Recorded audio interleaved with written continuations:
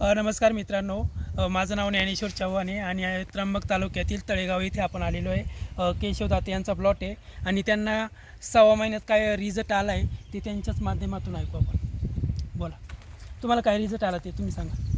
Result मागच्या वर्षीच्या तुलनेत फुटव्यांचं प्रमाण जास्त आहे.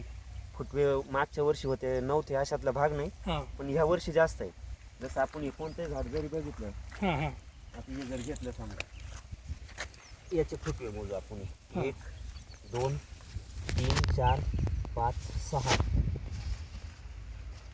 7 8 9 10 11 12 13 14 15 16 17 फुटवे ॲव्हरेजली 15 फुटवे कमीत कमी आहेत प्रत्येक झाडाला. प्रत्येक झाड जे नंतर लावले ना त्यांचं समजा अजून पुढे होणार आहे, होणार आहे. पण आता सध्या ॲव्हरेजली 15 फुटवे नक्कीच आहे. नक्कीच. हां, हो.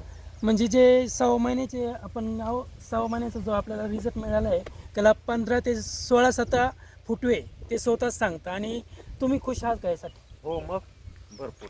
आणि मागच्या वर्षीचा ना आताचा अनुभव सांगतो सर.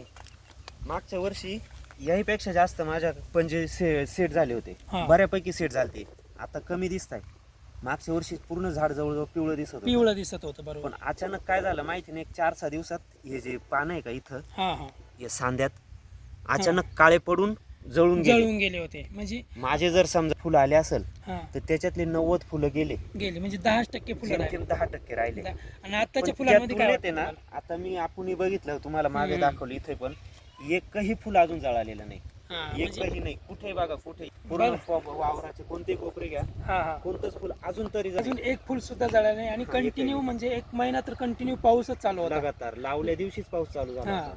शेवटच्या 2-3 साऱ्यांना पाऊस सुरू झाला होता. सुरू झाला होता. हा, त्यानंतर साधारणतः महिना किंवा 32-33 दिवसापर्यंत लगातार चालू होता. लगातार पाऊस चालू होता. हा, सूर्यकिरण तर त्या यांनी बघितलेच नाही, बघितलेच झाडाने नाही. बघितलेच नाही. होऊ शकता तुम्ही सॉईल केअर महाराज आणि सनस्टिकचा जो जबरदस्त आपल्याला रिझल्ट मिळाला आहे तो 6 महिन्यात शेतकऱ्यांनीच तुम्हाला सांगितलं आहे. आणि आपला शेतकरी जर खुश असेल तर आपण खरंच लढलो पाहिजे यासाठी. तुम्हाला विश यू हेल्थ, वेल्थ आणि हॅपीनेस.